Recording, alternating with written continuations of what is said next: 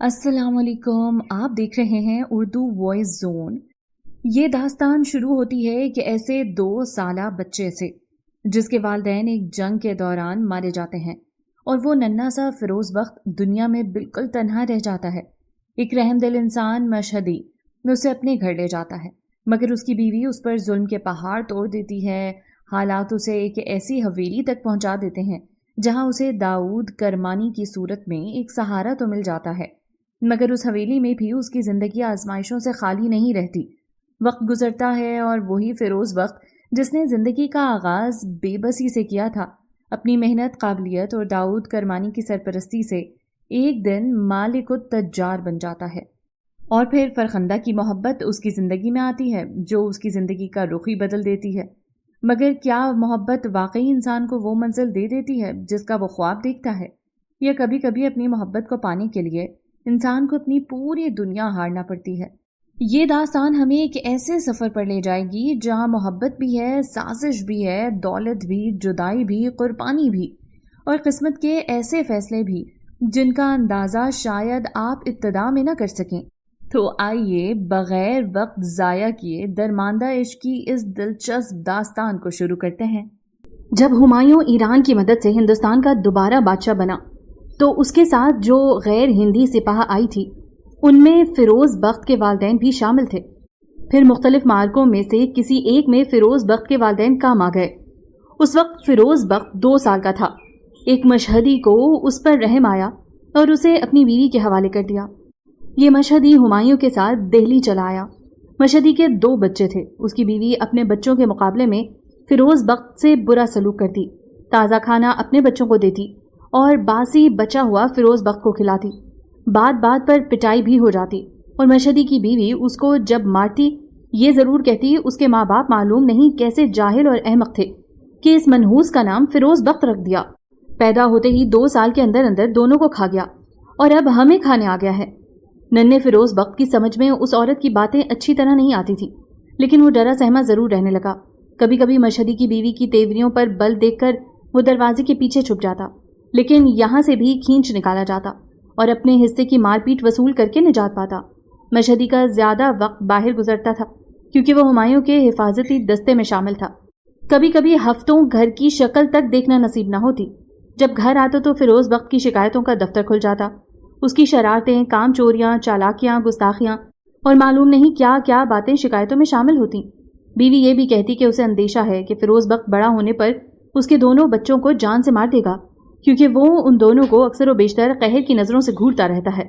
رحم دل مشہدی ساری شکایتیں سننے کے بعد یہی کہتا، بیوی خدا سے ڈر اور اس یتیم پر رحم کر، تیرے بھی 2 بچے ہیں، کہیں فیروز بخت کا وبال ان دونوں کو نہ بھگتنا پڑے۔ بس یہیں سے ان دونوں میں لڑائی جھگڑا شروع ہو جاتا اور فضا اتنی گندی اور افسوسناک ہو جاتی کہ پڑوسیوں کو مداخلت کرنا پڑتی۔ پڑوسی بھی فیروز بخت سے ہمدردی کرنے لگے اور انہیں مشہدی کی بیوی کے ظالمانہ رویے پر غصہ آنے لگا۔ انہی پڑوسیوں میں ایک تاجر بھی رہتا تھا۔ اس کے کئی کاروبار تھے۔ یہ اسلحہ سازوں سے ہتھیار تیار کرا کے بادشاہ اور اس کی سپاہ کے ہاتھ بیچ دیا کرتا، شاہی فوج کے لیے رسد بھی فراہم کرتا۔ یہ تاجر شاہی کارخانوں میں تیار ہونے والے کپڑوں کے علاوہ چین اور اندرون ملک کے مختلف حصوں میں بنے جانے والے کپڑے کا بہت بڑا بیوپاری تھا۔ اس کا کاروبار مختلف شہروں میں پھیلا ہوا تھا اور اس کے سینکڑوں ملازم تھے۔ یہ روپے کے لین دین کا کام بھی کرتا تھا۔ ایک شہر سے دوسرے شہر جانے والے کاروباری یا بیوپاری اپنے ساتھ بڑی رقم لے جانے میں لٹ جانے کا خوف محسوس کیا کرتے تھے، اس لیے یہ تاجر بیوپاریوں اور کاروباریوں کو دوسرے شہر میں موجود اپنے نمائندے کو رقم کی ادائیگی کی ایک تحریر دے کر رقم خود لے لیا کرتا اور مذکورہ رقم دوسرے شہر میں ادا کر دی جاتی۔ ادائیگی کا یہ حکمانہ ہنڈی کہلاتا تھا۔ اس تاجر کا نام داؤد کرمانی تھا۔ داؤد کرمانی کی ایک بیوہ بہن تھی اور خود تھا۔ قلعہ نما حویلی میں بہت سارے نوکروں چاکروں کے ساتھ یہ دونوں تنہا رہتے تھے۔ داؤد نے کسی زمانے میں شادی بھی کی تھی، لیکن لوگوں کا کہنا یہ تھا کہ داؤد کو اپنے کاروبار سے زیادہ بیوی پیاری نہیں تھی۔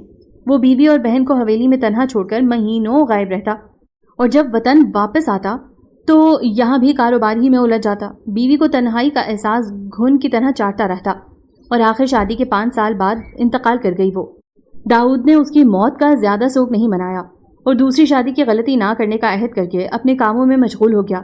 جب یہ حویلی میں آتا تو رونق بڑھ جاتی اور جب چلا جاتا اب پھر سناٹا طاری ہو جاتا۔ اسی داؤد کرمانی کے پڑوس میں مشہدی کا کنبہ اور فیروز بخت بھی رہتے تھے۔ مشہدی کے گھر میں جب بھی ہنگامہ ہوتا، داؤد کی بیوہ بہن اپنے نوکروں کو بھیج کر مداخلت کرواتی۔ آخر فیروز بخت 8 سال کا ہو گیا۔ اب وہ اپنا اچھا برا خوب سمجھنے لگا تھا۔ فیروز بخت خود کو بنانے کے لیے پڑھنا چاہتا تھا، لیکن اسے پڑھاتا کون؟ مشہدی کے دونوں لڑکے پڑھ رہے تھے۔ فیروز بخت ان دونوں کو مدرسے جاتا دیکھتا تو بہت کٹتا۔ اس کا بے اختیار یہی جی چاہتا کہ وہ بھی ان دونوں کے ساتھ پڑھنے جاتا تو کتنا اچھا ہوتا۔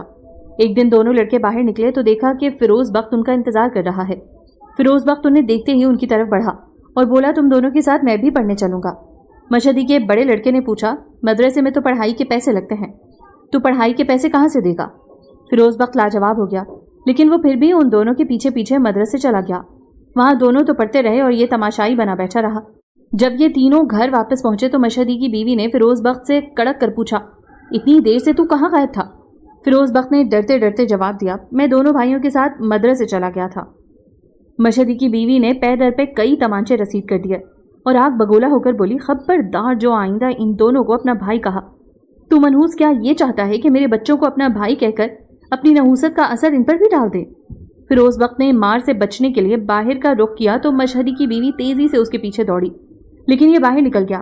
مشہدی کی بیوی اسے پکڑ نہیں سکی اور دروازے پر کھڑی ہو کر شور کرنے لگی، لوگوں کیا ستم ہے کہ میں تو اس منحوس کو اپنی اولاد کی طرح پال پوس رہی ہوں اور یہ کمبخت بھاگنے کی دھمکی دے کر گھر سے نکل گیا۔ شوہر کی موجودگی میں گھر سے بھاگتا تو میں ذرا بھی فکر نہ کرتی، لیکن ان کی عدم موجودگی میں یہ ہر طرف میرے جھوٹے مظالم کی داستانیں سنا سنا کر مجھے ذلیل و خوار کرتا پھرے گا۔ لوگوں اس کو پکڑ کر میرے حوالے کر دو تاکہ میں اس کی زبان کو تالا لگا دوں اور اپنی عزت آبرو بچاؤں، ورنہ یہ بالشت بھر کا چھوکرا مجھے کہیں کا نہیں رکھے گا۔ مشہدی کی بیوی کی آہو واویلا سن کر عام حالات اور لا علمی میں لوگ فیروز بخت کو پکڑ کر مشہدی کی بیوی کے حوالے کر دیتے، لیکن تقریباً سبھی کو ان مظالم کا علم تھا جو وقتاً فوقتاً فیروز بخت پر ٹوٹتے رہتے تھے۔ فیروز بخت بھاگ کر داؤد کرمان کی حویلی کے پھاٹک کے کنارے جا کھڑا ہوا اور اپنے مکان کی طرف دیکھنے لگا۔ کچھ دیر بعد ایک عورت سر سے پاؤں تک چادر میں لپٹی ہوئی فیروز بخت کے پاس آ کھڑی ہوئی، بولی، دیکھ، ابھی تو میں تجھ سے نرمی سے کہہ رہی ہوں کہ میرے ساتھ چل، ورنہ میں مشہدی کو بلا کر تیری ہڈی پسلی توڑوا دوں گی۔ فیروز بخت سر تا پا سرکشی اختیار کیے ہوئے تھا، بولا، اب میں اس گھر میں نہیں جاؤں گا۔ مشہدی کی بیوی نے پوچھا، اگر گھر نہیں جائے گا تو کہاں جائے گا؟ فیروز بخت نے اسی طرح سخت اور اٹل لہجے میں جواب دیا، میں نے کہہ تو دیا کہ کہیں بھی جاؤں، لیکن اب میں تیرے ساتھ گھر واپس نہیں جاؤں گا۔ میں دریا میں ڈوب کر جان دے سکتا ہوں، کنویں میں چھلانگ لگا سکتا ہوں، لیکن تیرے ساتھ گھر ہرگز نہ جاؤں گا۔ مشہدی کی بیوی اتنا سخت جواب سن کر آپے سے باہر ہو گئی، ڈانٹ کر بولی، میں تجھے زبردستی گھر لے کر جاؤں گی، میں اپنے شوہر مشہدی کو کیا جواب دوں گی؟ اور پھر تو بالشت بھر کا چھوکرا یہ بوڑھوں کی طرح باتیں کرنا کہاں سے سیکھ گیا؟ فیروز بخت نے جھک کر کئی پتھر اٹھا لیے اور بڑی سختی سے کہا، میں نے کہہ جو دیا ہے کہ میں اب گھر نہیں جاؤں گا، اگر تو نے زیادہ زبردستی کی تو میں پتھروں سے تیری شکل بگاڑ دوں گا۔ مشہدی کی بیوی ڈر گئی، فوراً گھر واپس جانے لگی، لیکن اسی وقت داؤد ایک رتھ نما گاڑی میں بیٹھا ہوا اپنے پھاٹک کی طرف آتا دکھائی دیا۔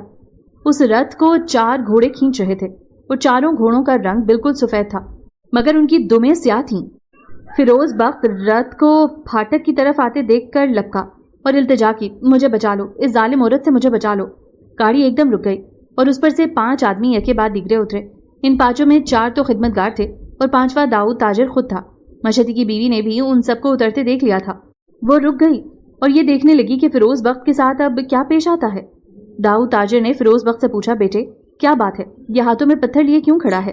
فیروز بخت نے مشہدی کی بیوی کی طرف اشارہ کرتے ہوئے کہا، یہ مجھے پکڑنے آ رہی تھی اور اگر یہ مجھے پکڑتی تو میں ان پتھروں سے اس کی ہمیشہ کے لیے شکل بگاڑ دیتا۔ داؤد نے پوچھا، یہ عورت تیری کون ہے؟ فیروز بخت نے جواب دیا، یہ عورت میری کوئی بھی نہیں، مشہدی کی بیوی ہے، وہ مشہدی جس نے مجھے 2 سال کی عمر سے پالا پوسا ہے اور شاہی ملازم ہے۔ مشہدی کی بیوی لپک کر ان کے قریب پہنچی اور داؤد سے کہا، بھائی ذرا تو اس کے ہاتھ سے پتھر تو لے لے، پھر میں سب کچھ سچ تجھے بتا دوں گی۔ داؤد نے فیروز بخت سے کہا، یہ پتھر مجھے دے دے۔ فیروز بخت نے ذرا شک و شبے سے پہلے تو مشہدی کی بیوی کی طرف دیکھا، پھر داؤد کی طرف دیکھ کر پتھر پھینک دیے۔ مشہدی کی بیوی نے جھپٹ کر انہیں اٹھا لیا اور فیروز بخت سے بولی، بول اب کیا کہتا ہے، میں پھوڑ دوں تیرا سر ان پتھروں سے؟ داؤد نے فیروز کا ہاتھ پکڑ کر اپنی آڑ میں کر لیا اور افسوس سے کہا، خاتون میں شرمندہ ہوں کہ لڑکے سے پتھر پھینکوا کر انہیں تیرے ہاتھوں میں چلا جانے دیا، اور اس ذرا سے واقعے سے میں اس نتیجے پر پہنچا ہوں کہ واقعات کچھ بھی ہوں ان میں زیادتی تو نے ہی کی ہوگی۔ یہ لڑکا تو سعادت مند معلوم ہوتا ہے۔ مشہدی کی بیوی نے چمک کر جواب دیا، معلوم نہیں کن منحوسوں نے اس کا نام فیروز بخت رکھا تھا۔ نام فیروز بخت اور نحوست کا یہ عالم کہ پیدا ہونے کے 2 سال کے اندر والدین کو کھا گیا، اور جب سے میرے گھر آیا ہے مجھے پریشان کر رہا ہے۔ میں نے اسے 2 سال کی عمر سے اپنے پاس رکھا ہے، بالکل بیٹوں کی طرح، لیکن اب جو یہ 8 سال کا ہو گیا تو سمپولیے کی طرح مجھے کو ڈس لینا چاہتا ہے۔ داؤد نے فیروز بخت کی طرف دیکھا۔ اس نے مٹھی بھینچ کر اور آنکھیں بند کر کے جواب دیا، میں اس ظالم عورت کے ساتھ نہیں جاؤں گا، میں مر جاؤں گا لیکن اس کے ساتھ نہیں جاؤں گا۔ داؤد نے اپنے ذہن پر ذرا سا زور دیا، آنکھیں بند کی اور انگلیوں سے کنپٹی کو دباتا ہوا بولا، تو کیا تو وہی لڑکا ہے جس کو اکثر و بیشتر پیٹا جاتا تھا اور محلے کے لوگ بیچ بچاؤ کر دیا کرتے تھے؟ مشہدی کی بیوی نے جواب دیا، تو اس نے پورے شہر میں مجھے بدنام کرنے کا منصوبہ بنا رکھا ہے۔ میں اس کی چالوں میں نہیں آؤں گی، اور میں خود بھی یہ نہیں چاہتی کہ میرے ساتھ رہے، لیکن مجھے ذرا اپنے شوہر کا خوف اور خیال ہے جو اسے گھر واپس لے جانا چاہتی ہوں، ورنہ میں یہیں سڑک پر اسے گرا گرا کر مارتی، اور جب تک توبہ نہ کرا لیتی ہرگز نہ چھوڑتی۔ میں بھی بڑی سخت ہوں اور دنیا میں کسی سے نہیں ڈرتی۔ داؤد نے اپنے خدمتگاروں سے کہا، فیروز بخت کو اسی وقت اندر لے جاؤ، میں اس دلچسپ اور تیز ترار عورت سے کچھ باتیں کر لوں۔ اس کے فوراً بعد مشہدی کی بیوی سے رجوع ہو گیا، پوچھا، کیا یہ سچ ہے کہ تیرا یہ بیٹا ہمیشہ سے تجھ کو ستاتا پریشان کرتا چلا آ رہا ہے؟ مشہدی کی بیوی نے جلدی جلدی جواب دیا، بھائی میرے، خدا تیرا بھلا کرے، بالکل بالکل۔ داؤد نے دوسرا سوال کیا، اور تیرے بقول یہ نوکر لڑکا ہمیشہ ہی درد سر بنا رہا ہے، تیرا کیا خیال ہے؟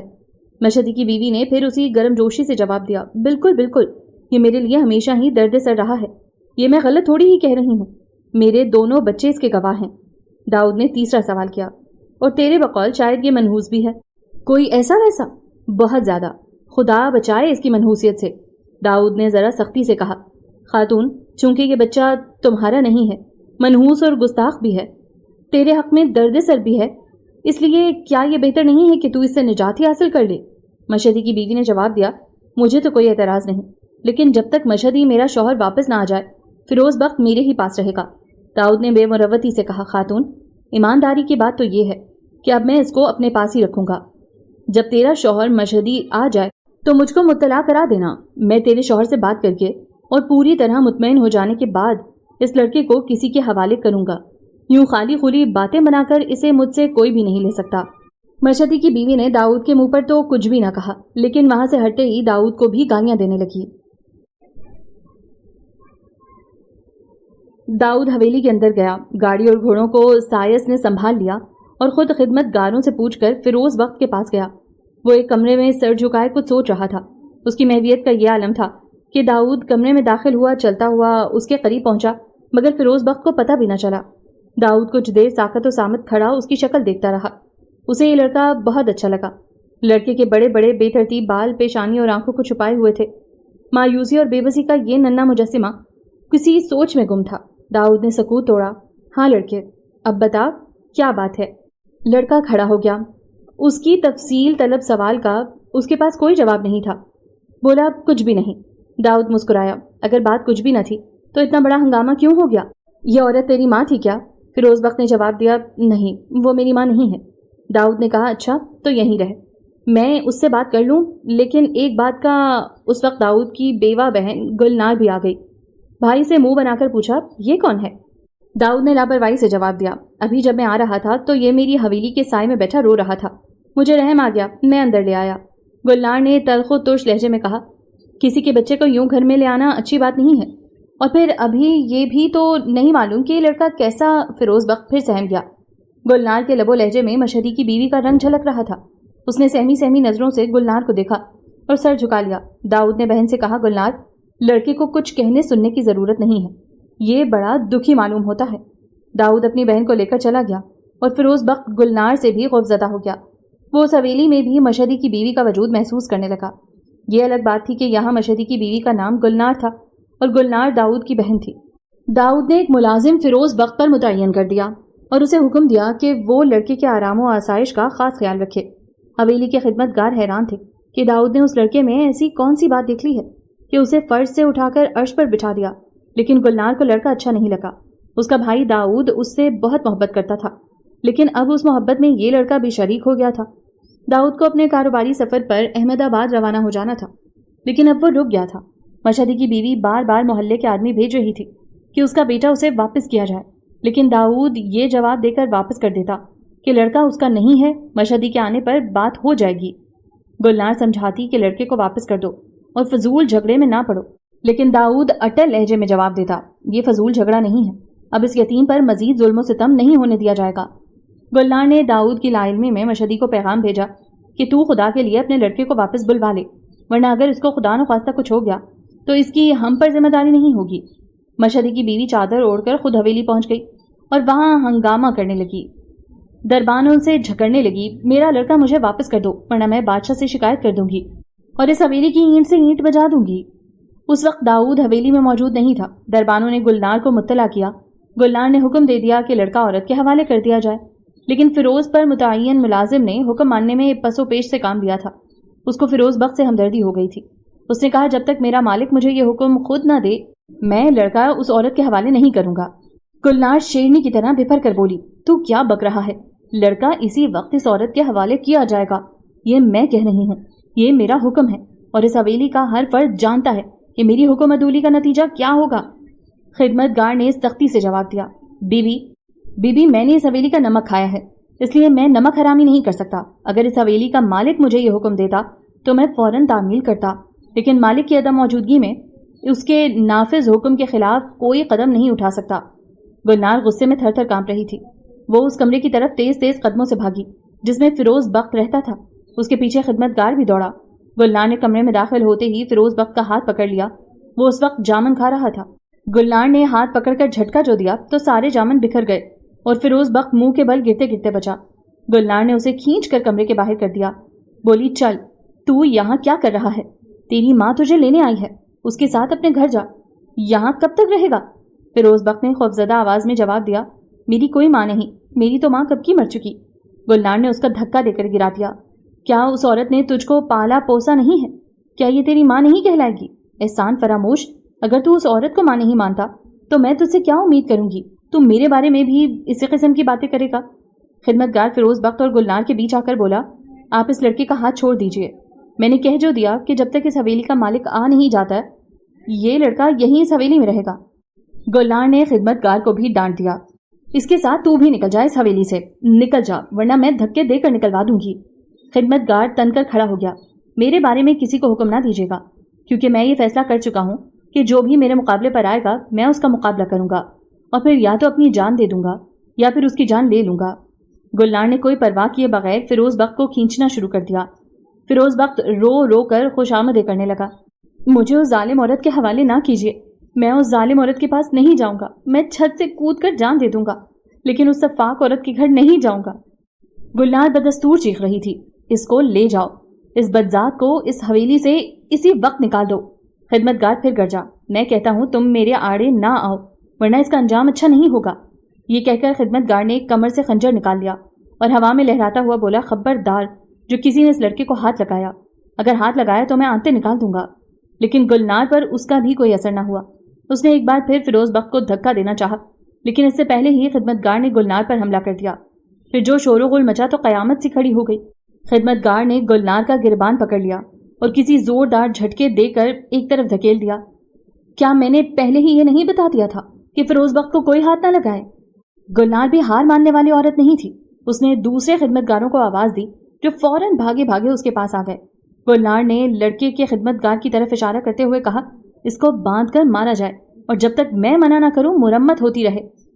لیکن خدمت گار پر قابو پانا آسان کام نہیں تھا۔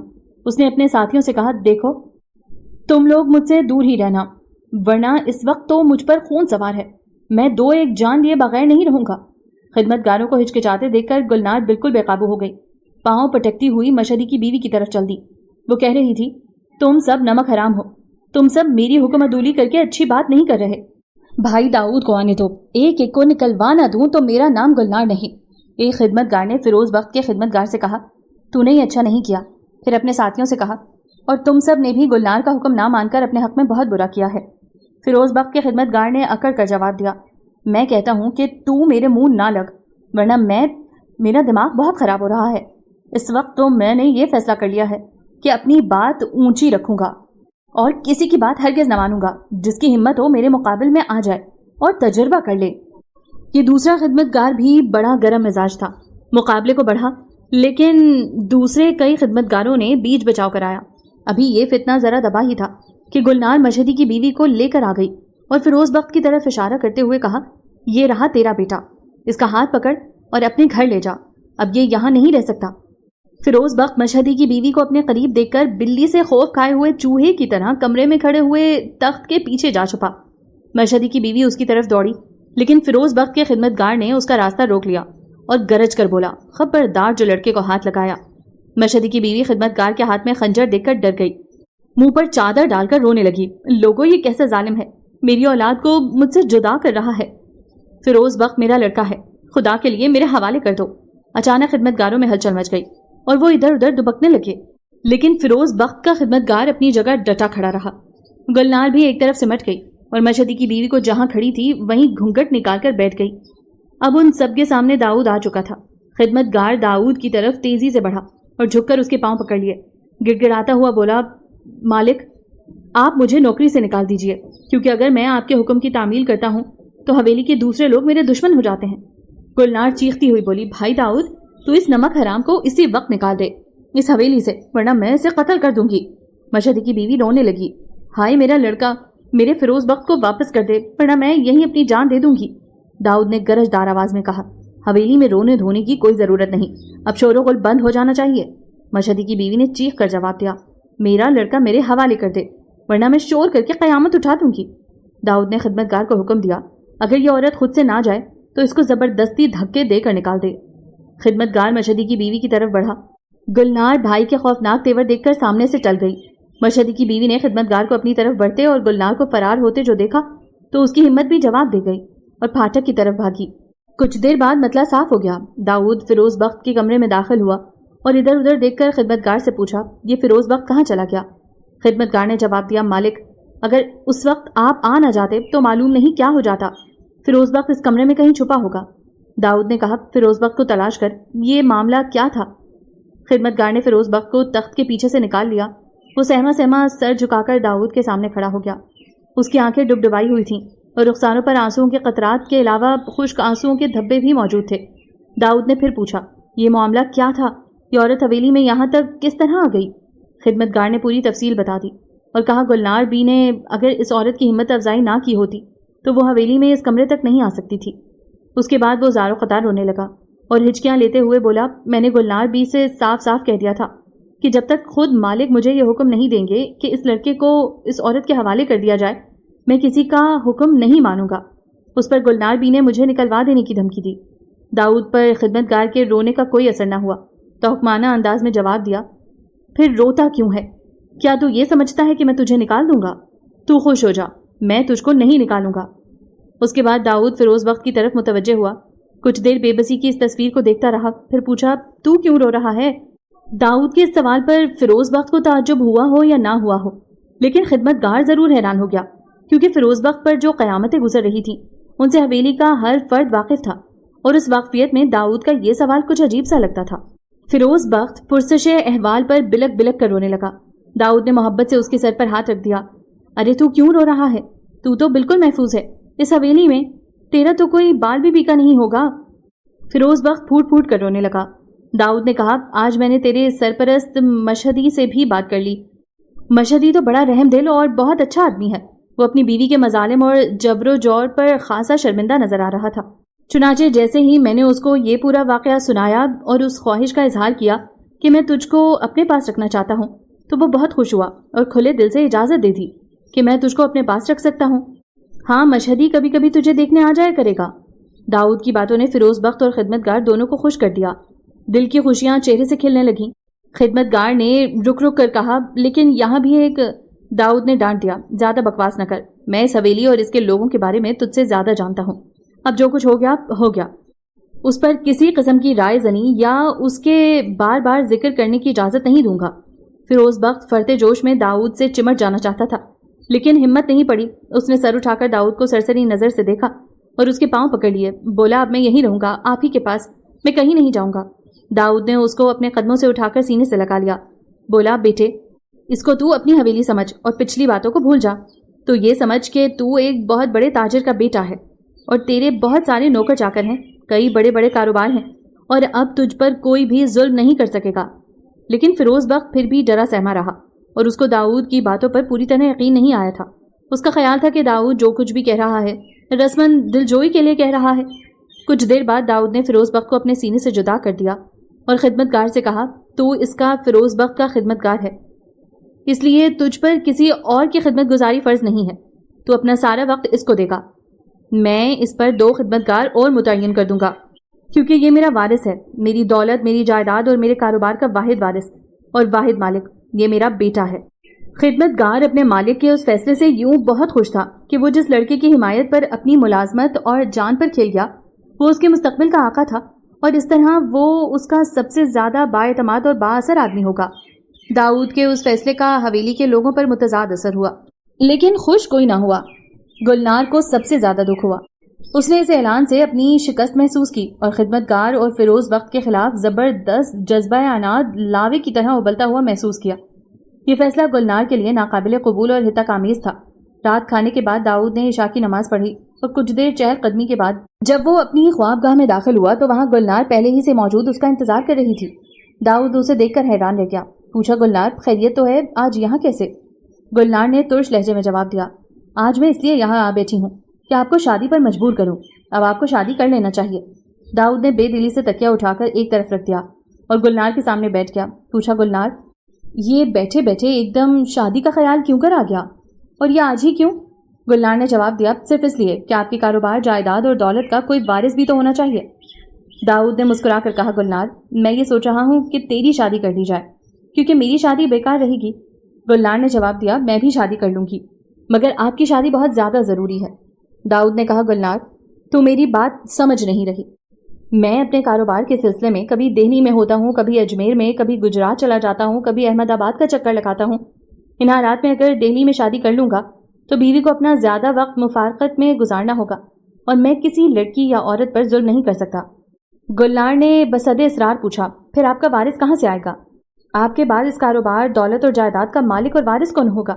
داؤد نے جواب دیا, میں نے فیروز بخت کو اپنا بیٹا بنا لیا ہے اور اب یہی میرا وارث اور میرے کاروبار, جائیداد اور دولت کا مالک بھی ہوگا. میں نے یہ فیصلہ خوب سوچ سمجھ کر کیا ہے. گلنار ایک دم پھٹ پڑی, مشتعل ہو کر بولی, بھائی آپ میری باتوں کا برا مانیں یا بھلا, لیکن میں اس لڑکے کے معاملے میں چپ نہیں رہوں گی.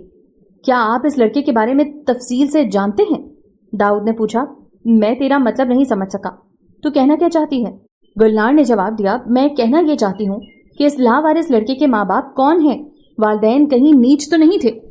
کیونکہ اگر یہ کمین اور نیچ ماں باپ کا بیٹا ہے تو خون کا اثر کہیں نہیں جائے گا اور آپ اس سے جو امیدیں وابستہ کریں گے وہ کبھی بھی پوری نہ ہوں گی.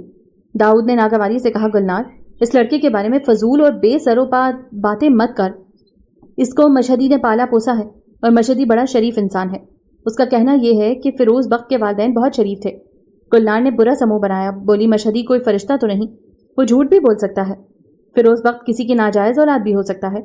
داؤد مشتعل ہو کر کھڑا ہو گیا. گلنار بس اپنی زبان کو لگام دے, میں تیری مزید بکواس نہیں سن سکتا.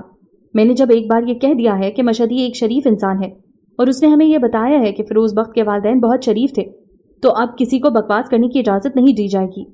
گلنار رونے لگی, دوپٹے کے پلو سے دونوں آنکھیں چھپا لی اور سسکیاں لے لے کر کہنے لگی, بھائی اگر آپ اس لاوارث کے بارے میں اتنے ہی جذباتی ہو رہے ہیں تو میں اپنی زبان بند رکھوں گی, لیکن میں یہ بات بار بار اور 1000 بار کہوں گی کہ آپ کی جائیداد, دولت اور کاروبار کا وارث آپ کا اپنا بیٹا ہی ہونا چاہیے. میں اس لاوارث لڑکے کی ہمیشہ مخالفت کروں گی. داؤد نے کمرے میں ٹہلنا شروع کر دیا, دونوں ہاتھ پیچھے کمر پر باندھ لیے اور خیالوں میں گم ہو گیا.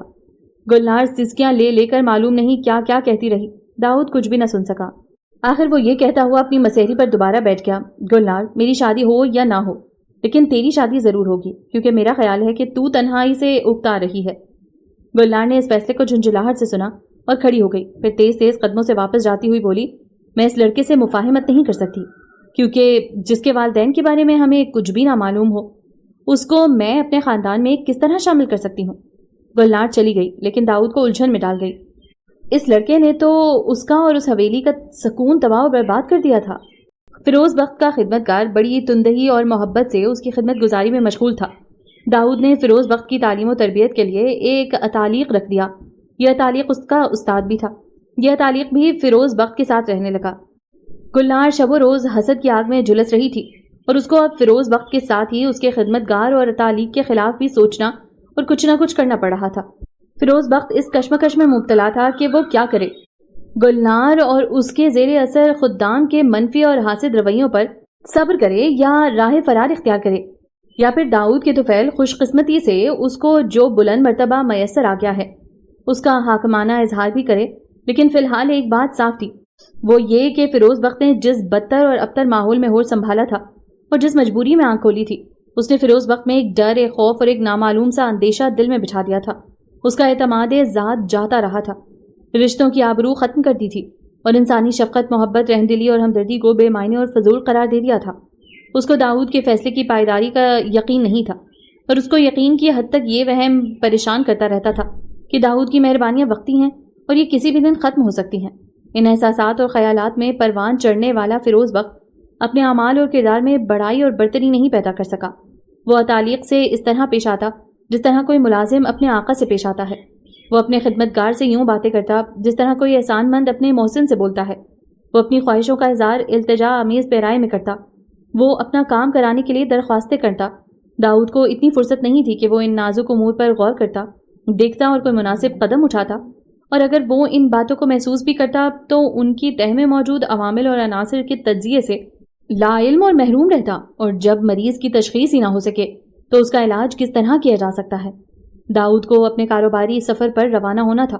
وہ احمد آباد جا رہا تھا، لیکن احمد آباد جانے سے پہلے وہ گلنار کی شادی کر دینا چاہتا تھا، کیونکہ وہ جانتا تھا کہ گلنار کو احساس تنہائی ہمیشہ پریشان کرتا رہے گا، اور گلنار جب خود پریشان ہوگی تو دوسروں کو بھی پریشان کرے گی، اور اس کا سب سے زیادہ نشانہ فیروز بخت بنے گا۔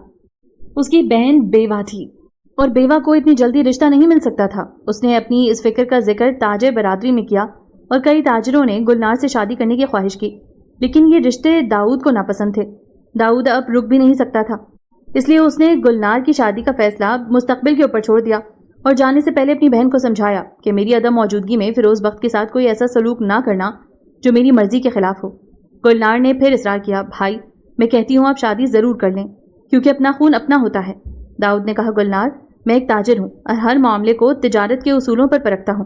گلنار نے کہا، میں تجارت وجارت تو نہیں جانتی، بس خون اور رشتوں سے واقف ہوں۔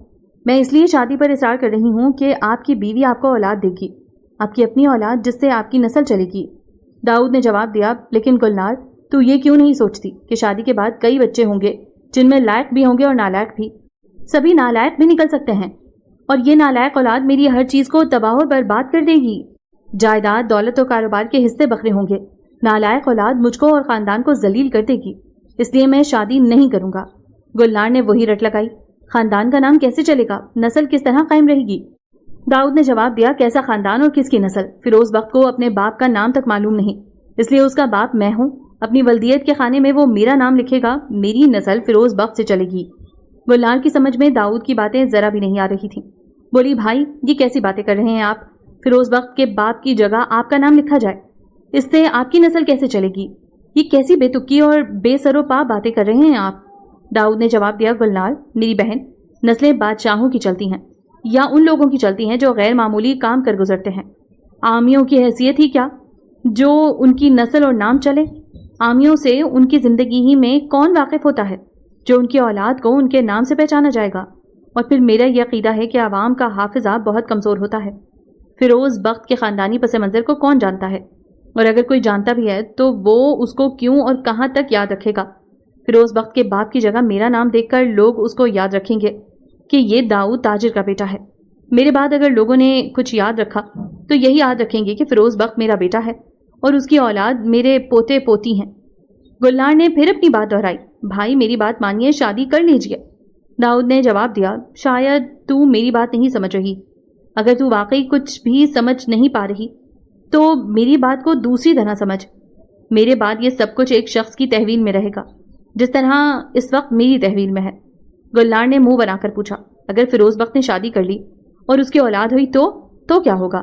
داؤد نے کہا، میں فیروز بخت کو سمجھاؤں گا کہ میری ہی طرح وہ بھی شادی نہ کرے، اور ابھی تک میں نے یہی اندازہ لگایا ہے کہ فیروز بخت میرے حکم، میری خواہش اور میری رضا کی تعمیل کرے گا۔ گلنار نے پھر منہ بنایا. بولی آپ کی ساری باتیں میری سمجھ میں بالکل نہیں آ رہی ہیں. آپ جو چاہیں کریں، میں دخل نہیں دوں گی، لیکن شادی ضرور کرواؤں گی. آپ جب واپس تشریف لائیں گے تو میں آپ کی شادی جبرن کر دوں گی. داؤد ہنس دیا. دیکھا جائے گا. یہاں سے اٹھ کر وہ فیروز بخت کے پاس چلا گیا اور دیر تک یہی سمجھاتا رہا کہ میری عدم موجودگی میں کسی سے لڑنے جھگڑنے کی ضرورت نہیں ہے، ہر ایک کو خوش رکھنا. اس کے بعد خدمتگار کو سمجھایا کہ فیروز بخت کا بہت خیال رکھنا، واپس آنے پہ کوئی شکایت سننے میں نہ آئے. آخر میں تعلیق کو ہدایت کی، دیکھ خبردار جو گلنار یا کسی اور سے تلخی پیدا کی. تیرا کام یہ ہے کہ 2-3 سال بعد جب میں واپس آؤں تو فیروز بخت کو پڑھا لکھا اور شائستہ پاؤں، کیونکہ اس کو بڑی ذمہ داریاں سنبھالنا ہے. تعلیق کی تنخواہ کی ذمہ داری گلنار کے سپرد کی گئی. داؤد احمد آباد روانہ ہو گیا، کیونکہ اس کا کاروبار یہ تھا کہ چھپا ہوا کپڑا، چھینٹ، رومال اور لٹھے کے تھان سورت کی بندرگاہ سے خلیج فارس کے ملکوں کو بھجوائے.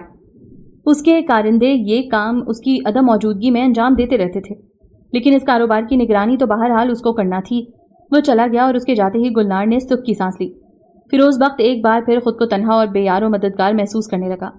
خدمتگار زیادہ دلیر تھا اور وہ فیروز بخت کی ہمت بندھاتا رہتا تھا، لیکن ہمت یا حوصلہ ایسی چیز نہیں تھے جنہیں کوئی شخص کسی اور میں منتقل کر دیتا. گلنار اکثر فیروز بخت کے پاس پہنچ جاتی اور اس کے خدمتگار اور تعلیق کو جھڑکنا شروع کر دیتی. اس طرح 2-3 ماہ کے اندر ہی اس نے یہ اثر قائم کر دیا کہ اس حویلی میں گلنار ہی سب کچھ ہے اور اس سے اختلاف مول لے کر کوئی شخص خوش نہیں رہ سکتا. لیکن خدمتگار پر یہ تاثر نہیں قائم ہو سکا، کیونکہ وہ اس حویلی کی فضا اور اس کے ہر فرد سے اچھی طرح واقف تھا اور کس کا کتنا اثر ہے اس سے بھی واقف تھا. لیکن داؤد کی عدم موجودگی میں فیروز بخت کی حمایت کرنا بڑا مشکل کام تھا. گلنار بھی خدمتگار ہی کو سب سے زیادہ خوار کرنے کی کوشش کرتی. 3 ماہ بعد گلنار نے تعلیق کی اجرت کی ادائیگی روک دی. تعلیق کچھ دن تو اجرت کے بغیر ہی اپنا کام کرتا رہا، لیکن پھر تنگ آ گیا اور فیروز بخت سے پوچھا، میں پیسوں کے بغیر اپنا کام کس طرح جاری رکھوں؟ آخر میری اپنی ضروریات بھی تو ہیں، میرا اپنا کنبہ بھی تو ہے. فیروز بخت نے جواب دیا، استاد محترم، میرے پاس اس کا کوئی جواب نہیں، کیونکہ میں اس حویلی میں زبردستی رہ رہا ہوں اور مجھے نہیں معلوم کہ میں کب تک یہاں رہ سکوں گا، اس لیے آپ جو مناسب سمجھے کریں. تعلیق نے سکوت اختیار کیا اور کچھ دیر سوچتا رہا، پھر کہا، اچھا میں اس شرعی عورت سے ایک بار بات کر لوں، اس کے بعد کوئی فیصلہ کروں گا. یہاں خدمتگار بھی موجود تھا. بولا، بات 4-6 ماہ کی ہوتی تو آدمی جھیل بھی سکتا تھا، لیکن مالک کی واپسی 2-3 سال بعد ہوگی، اس لیے ان مشکلات پر کسی نہ کسی طرح قابو پانا ضروری ہے. فیروز بخت نے جواب دیا، میں خود کو اس حویلی کے لائق نہیں سمجھتا اور داؤد تاجر نے میرے بارے میں جو فیصلہ کیا ہے میں نے اس پر ابھی تک صدقے دل سے یقین نہیں کیا. میرا خیال یہ ہے کہ میں اس حویلی سے چپ چاپ فرار ہو جاؤں اور آپ دونوں بھی اسی طرح اپنے بارے میں کوئی قطعی فیصلہ کر لیں. تعلیق نے نرمی اور محبت سے کہا، برخوردار، تیرا فیصلہ بچکانا ہے، میں اس سے اتفاق نہیں کر سکتا. میں پہلے اس شرعی عورت سے بات کر لوں اور وہ جو جواب دے گی اس کی روشنی میں کوئی فیصلہ کروں گا. ان تینوں میں صلح مشورے جاری تھے کہ حویلی کے جاسوس خدمتگاروں نے گلنار کو خبر دی کہ فیروز بخت، تعلیق اور خدمتگار تینوں مل کر گلنار کے خلاف کسی قسم کی سازش میں مشغول ہیں. گلنار گرجتی ہوئی کمرے میں داخل ہوئی. استاد محترم، آپ یہاں کس لیے آئے ہیں؟ پڑھانے کے لیے یا باتیں کرنے؟ تعلیق نے سنجیدگی سے جواب دیا، میں یہاں صرف پڑھانے نہیں آتا، اس کی تربیت بھی میرے ہی ذمہ ہے، لیکن موجودہ حالات میں یہ سوچ رہا ہوں کہ اپنا کام جاری رکھوں یا ختم کر دوں. گلنار خدمتگار کے پیچھے پڑ گئی. اور تو یہاں کیا کر رہا ہے؟ خدمتگار نے جواب دیا، میں پڑھائی کے دوران ان دونوں کی ضروریات کا خیال رکھتا ہوں اور جس چیز کی ضرورت ہوتی ہے حاضر کر دیتا ہوں. گلنار نے تیش میں کہا، نہیں، میرا خیال ہے اس حویلی میں تیرے دن پورے ہو چکے ہیں.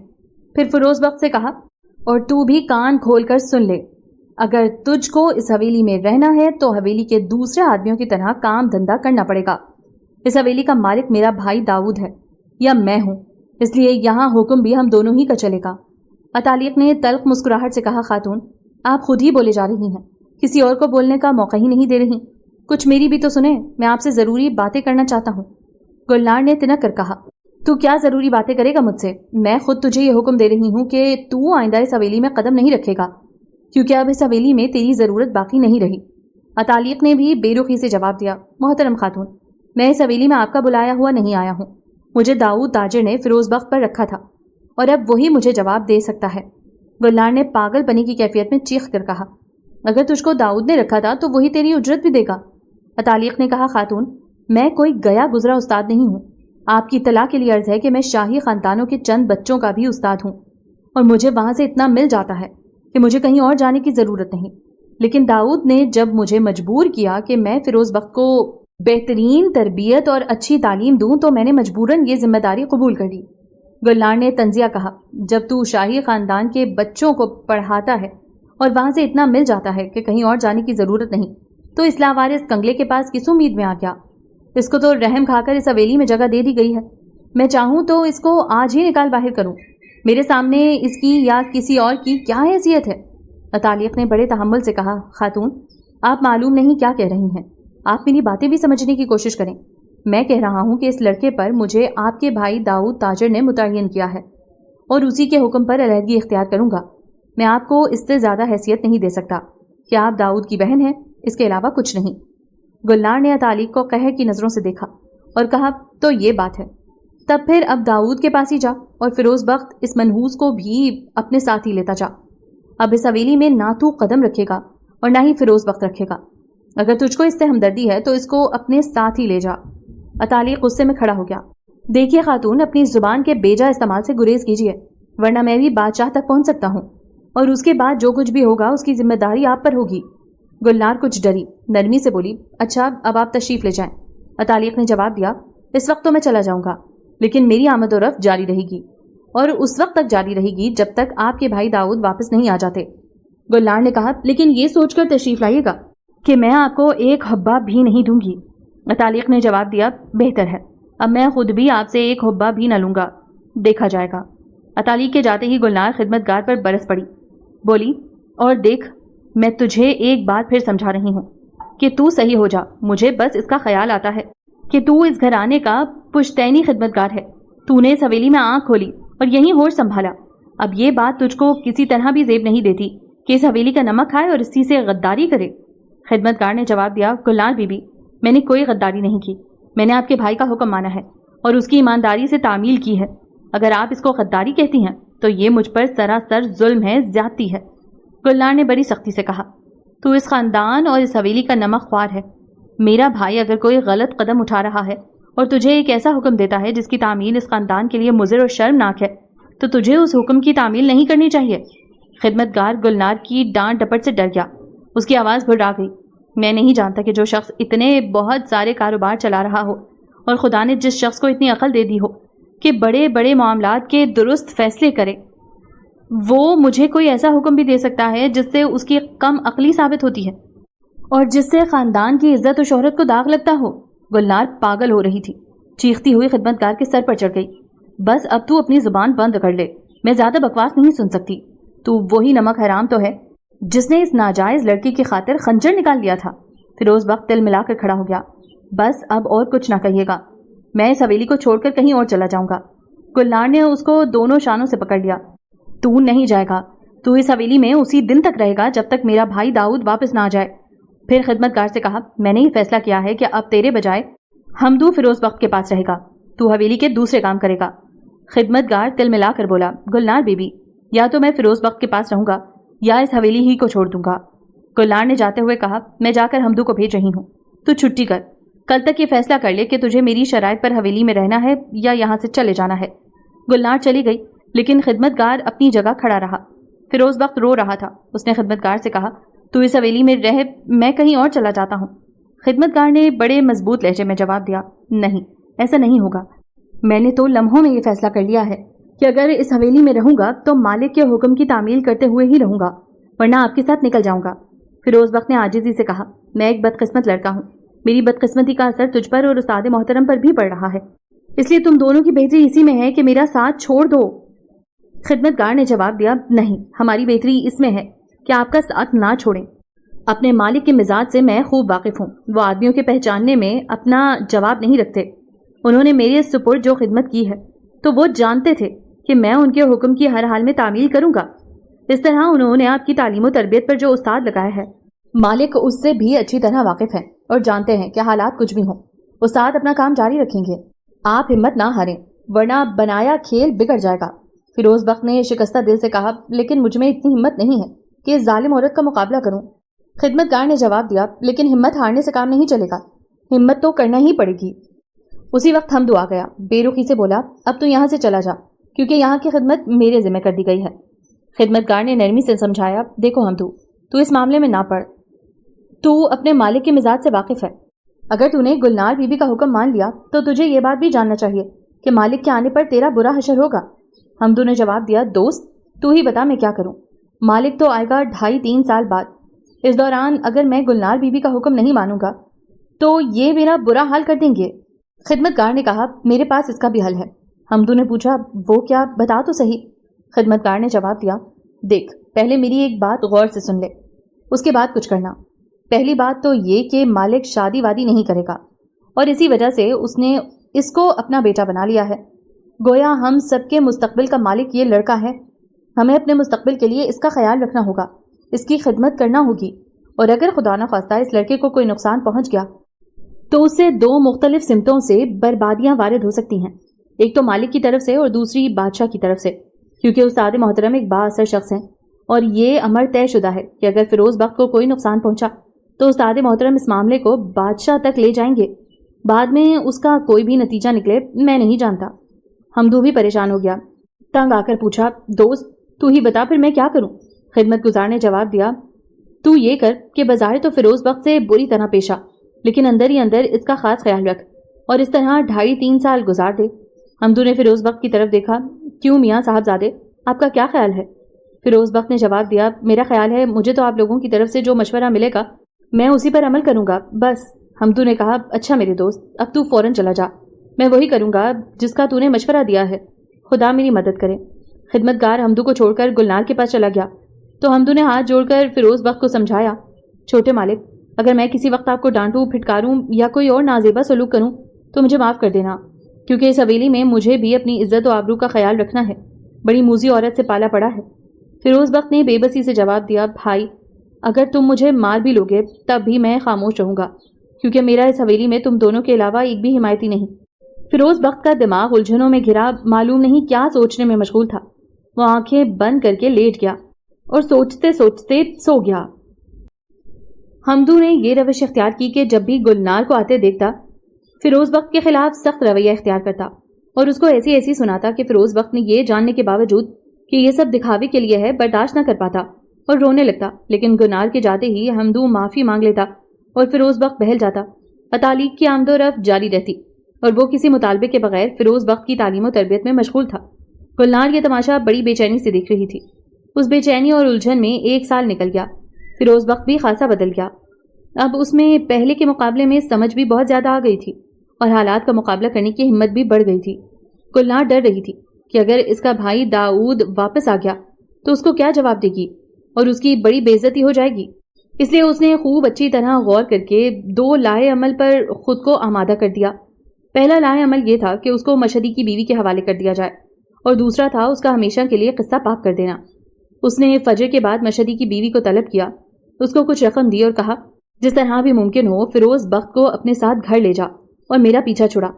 مشہدی کی بیوی نے جواب دیا، بی بی اگر میرا شوہر بھی میرا ہی جیسا ہوتا تو آج یہ بدبخت اس حویلی کے بجائے میرے اپنے گھر میں ہوتا، لیکن وہ میری مخالفت کرتا ہے، کہتا ہے فیروز بخت کو حویلی میں رہنے دو۔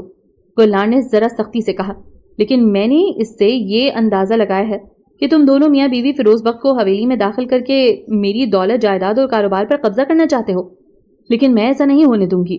مشہدی کی بیوی نے دونوں ہاتھ کان پر رکھے، میری توبہ، میں نے تو یہ سوچا تک نہیں، یہ آپ کیا کہہ رہی ہیں؟ گلنار نے جواب دیا، میں نے جو کچھ کہا ہے خوب سوچ سمجھ کر کہا ہے، میں تجھے اس کا بہت اچھا سبق دے سکتی ہوں، لیکن میں ایسا اس لیے نہیں کروں گی کہ میں غریبوں کی آہ نہیں لوں گی۔ اب تو اس کو اپنے ساتھ لے جا، اگر تو اس کو اپنے ساتھ لے جانے میں کامیاب ہو گئی تو میں تجھے مالا مال کر دوں گی۔ مشہدی کی بیوی نے جواب دیا، اچھا بی بی آپ مجھ کو فیروز بخت کے پاس لے چلیے، میں ابھی بات کیے لیتی ہوں۔ گلنار اس کو ساتھ لے کر فیروز بخت کے پاس چلی گئی۔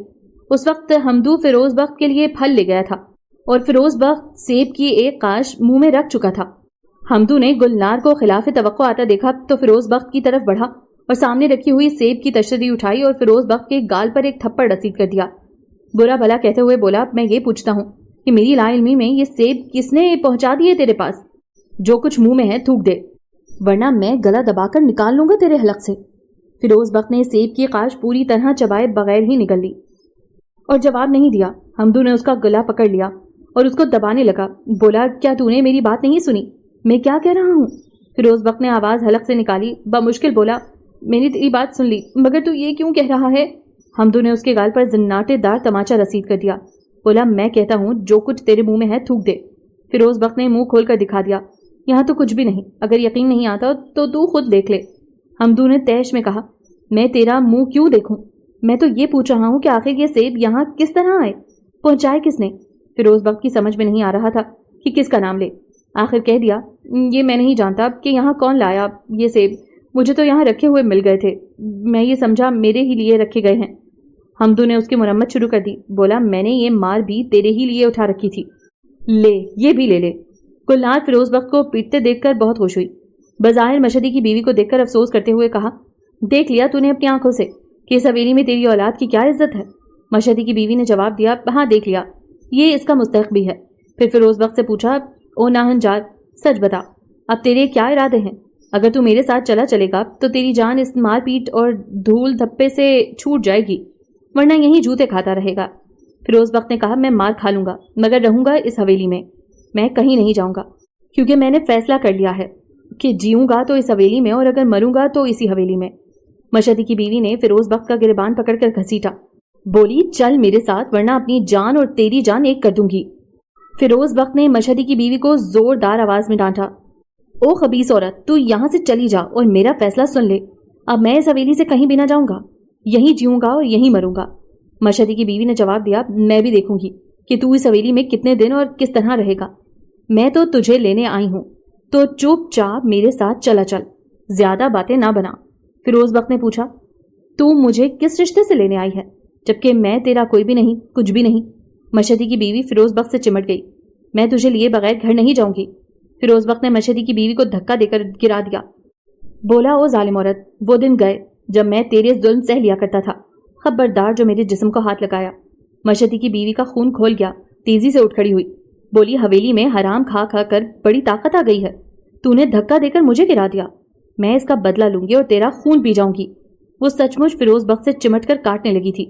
حمدو نے مشہدی کی بیوی کو دھکا دے کر الگ کر دیا، بی بی اب اس پر اتنا ظلم بھی نہ کریں، میں اس کو پہلے ہی بہت مار چکا ہوں، اب تجھے نہیں پیٹنے دوں گا۔ گلنار شیرنی کی طرح بپھر کر حمدو کے سر پر پہنچ گئی، غضبناک آواز میں کہا، حمدو، ان دونوں کے جھگڑے میں تو کیوں پڑ رہا ہے؟ حمدو نے جواب دیا، بی بی آپ مانیں یا نہ مانیں یہ بڑی زیادتی ہے، آپ اس عورت کو حویلی سے نکال دیں ورنہ کوئی ناخوشگوار واقعہ ہو جائے گا اور پھر آپ اس کو سنبھال نہیں سکیں گی۔ گلنار کچھ ڈری، پوچھا، کیا ناخوشگوار واقعہ ہو جائے گا؟ حمدو گلنار کو ایک طرف لے گیا، سرگوشی میں سمجھایا، بی بی اطالیق کی تعلیم اور تربیت نے لڑکے میں ہمت اور سرکشی پیدا کر دی ہے، اور مجھے صاف نظر آ رہا ہے کہ مشہدی کی بیوی اس پر پیش نہیں پا سکے گی اور یہ لڑکا اس کا کام تمام کر دے گا۔ اگر خدا نہ خواستہ میرا اندیشہ درست نکلا تو مشہدی کی بیوی کی لاش کو کہیں چھپاتی پھریے گا۔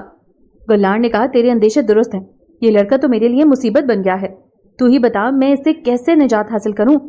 حمدو نے جواب دیا، پہلے مشہدی کی بیوی کو حویلی سے رخصت کر دیجئے، اس کے بعد میں کوئی مشورہ دوں گا۔ گلنار فوراً مشہدی کی بیوی کے پاس پہنچی اور اسے حکم دیا، اے عورت، اب تو یہاں سے چلی جا، کیونکہ فیروز بخت کے تیور بتا رہے ہیں کہ اب یہ اس حویلی سے نہیں جائے گا، اور اب میں بھی اس نتیجے پر پہنچی ہوں کہ فیروز بخت کو یہیں رہنے دینا چاہیے۔ یہ ہمارا کیا لیتا ہے، اگر یہاں رہنے سے اس کی زندگی بنتی ہے تو بننے دیا جائے، اب میں بھی اس کی مخالفت سے باز آتی ہوں۔ مشہدی کی بیوی حیران اور پریشان گلنار کی شکل دیکھتی رہ گئی۔ فیروز بخت غموں سے چور چھلکنے کی نوبت کو پہنچ چکا تھا، چنانچہ گلنار کی زبان سے ہمدردی آمیز کلمات سن کر بے اختیار ہو گیا اور گلنار کے پاؤں پکڑ لیے۔ گلنار، میری مالکہ، میں آپ کا کس زبان میں شکریہ ادا کروں؟ میں قسم کھا کر یقین دلا سکتا ہوں کہ میں کوئی کمین نہیں ہوں، میرا ضمیر کہتا ہے کہ میرے والدین شریف تھے، کیونکہ میں اپنے کسی محسن کے لیے ہمیشہ ہی بڑے اچھے جذبات محسوس کرتا ہوں۔ میں آپ کے احسانات کا بدلہ اپنی زندگی تک سے اتارنے کی صلاحیت اور ہمت رکھتا ہوں، آپ مجھ کو آزما کر تو دیکھیں۔ گلنار نے مشہدی کی بیوی کو گھور کر دیکھا اور سختی سے حکم دیا، تو ابھی تک یہیں موجود ہے، تو جاتی کیوں نہیں؟ میں کہتی ہوں تو اپنا ایک لمحہ ضائع کیے بغیر چلی جا یہاں سے، اب یہ یہیں اس حویلی میں رہے گا۔ مشہدی کی بیوی لرزتی کامتی چلی گئی، لیکن اب اس کو گلنار پر بھی غصہ آ رہا تھا۔ اب گلنار نے پینترا بدلا اور فیروز بخت کے سر پر ہاتھ پھیرتی ہوئی بولی، فیروز بخت، میں اپنے کیے پر نادم ہوں، مجھے معاف کر دے۔ پھر حمدو سے کہا، وہ سیب کی تشتری کہاں رکھایا تو؟ ذرا لے تو آ، مجھے تو یہ بھوکا لگ رہا ہے۔ فیروز بخت پھوٹ پھوٹ کر رونے لگا، وہ جذبہ احسان مندی سے مغلوب ہو کر گلنار سے چمٹ جانا چاہتا تھا، لیکن اپنے کمتر ہونے کے احساس سے وہ ایسا نہیں کر سکا۔ آنسوؤں سے لبریز آنکھیں لمحہ بھر کے لیے اوپر اٹھائیں، گلنار کے چہرے پر ڈال کر پھر جھکا لیں۔ گلو گرفتہ آواز میں کہا، میری محسنہ، میری مالکہ، میں آپ کا کس زبان سے شکریہ ادا کروں؟ میں اس کا معاوضہ تو نہیں دے سکوں گا، لیکن اس طرح میں آپ کا بے دام و غلام ضرور ہو گیا ہوں۔ گلنار نے آہستہ آہستہ اس کی پشت تھپتھپائی اور کہا، فیروز بخت، جو کچھ ہوا ہوا، اب تجھ پر کوئی زیادتی نہ ہوگی۔ اب میری آنکھیں کھل چکی ہیں اور ابھی میں نے فیصلہ کر لیا ہے کہ تلافی مافات میں تیرے لیے جو کچھ بھی کر سکتی ہوں گی ضرور کروں گی، اور یہی میرا کفارہ بھی ہوگا۔ فیروز بخت گلنار کے سامنے کھڑا روتا رہا اور گلنار اس کو تسلیاں دلا سے دیتی رہی۔ پوری حویلی رات کی سیاہ چادر میں لپٹی ہوئی تھی۔ فیروز بخت اپنی بیداری قسمت پر سوچ سوچ کر لطف اندوز ہوتا رہا۔ صدا کی ناکامیوں کا شکار دل بہت خوش تھا اور فیروز بخت کو اپنا روشن اور تابناک مستقبل اپنے سامنے کھڑا دکھائی دے رہا تھا۔ ابھی تک جس سے اس کو دکھ پہنچا تھا، ان کے نام بار بار ذہن کی سطح پر ابھر کر غائب ہو رہے تھے۔ وہ سوچ رہا تھا کہ وہ جس دن بھی داؤد کے کاروبار، دولت اور جائیداد کا مالک بنے گا، گلنار کی وفاداری کا حلف ضرور اٹھائے گا۔ اس کی ذہنی سطح پر وہ نام بھی ابھر رہے تھے جنہوں نے اس کو ستایا تھا اور اس کے انتقام کے مستحق تھے۔ کبھی دل کہتا ان سے بدلہ ضرور لینا، اور کبھی اندر سے یہ آواز لگاتا کہ معاف کر دے، بھول جا، جن حالات اور جن وجوہ میں یہ سب کچھ ہوا اس میں ہمیشہ ایسا ہی ہوتا ہے۔